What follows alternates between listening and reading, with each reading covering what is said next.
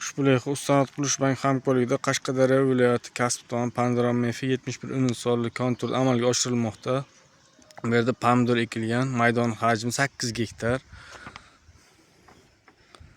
Bu yerdagi ekinlar zamonaviy usul bilan parvarishlanmoqda.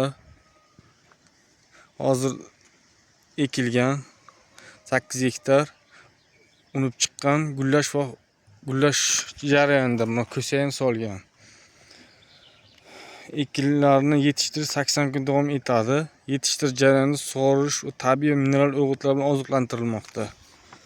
Ushbu loyiha 8 ta dehqon xo'jaligi biriktirilgan. Har bir dehqon uchun o'rtacha 1 gektar yer maydoni to'g'ri keladi. Loyihani samarali amalga oshirish uchun lider tadbirkor Amirov Komil qishloq xo'jalik kooperativ MChJ ishlab chiqarish kooperativ biriktirilgan. Shu loyiha bo'yicha har bir gektar 30 tonna, jami 520 tonna hosil olish rejalashtirilgan. Mazkur ekin yig'ishtirib olingandan so'ng ikkinchi ekinga ham yuqori daromadli ekin turini ekish orqali yer egalarining daromadini yanada oshirib boriladi.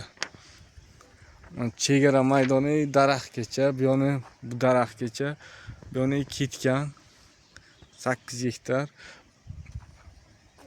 Mana yo'lak boshlari kungaboqar simichka ham ekilgan.